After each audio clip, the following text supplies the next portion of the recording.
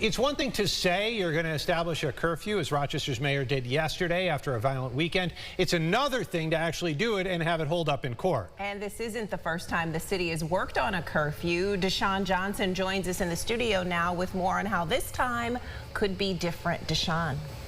Yeah, cities all over, not just in New York, have curfews set in place in some form or fashion due to high levels of youth violence. While some are successful, others had to do away with it, like the city of Rochester. This document here from 2009 details why, and city officials stress why it could be stopped again if the proper legal actions aren't taken.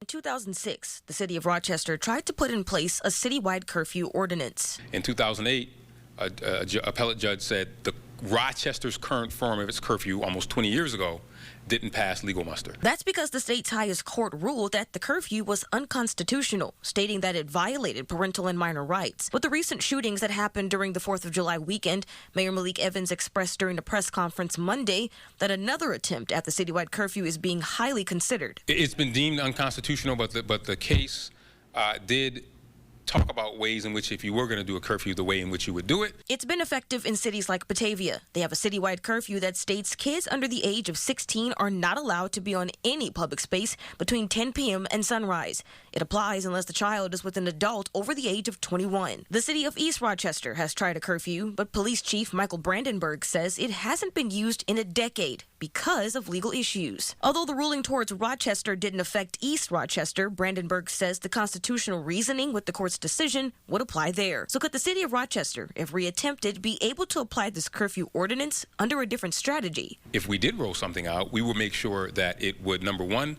pass legal muster, and that it could be done in a way that is effective. Some residents I talked to say they're all for the citywide curfew and says they hope if the mayor moves forward with it, they remain strict and enforce it properly. Chief Brandenburg did say that they recognize the concern from the community regarding late-night juvenile activity. He says if the city ultimately is able to create and implement a curfew in the future that withstands legal scrutiny, East Rochester would review its own ordinance and consider amending it to conform with any legally sustainable framework. In studio, Deshaun Johnson, News 8.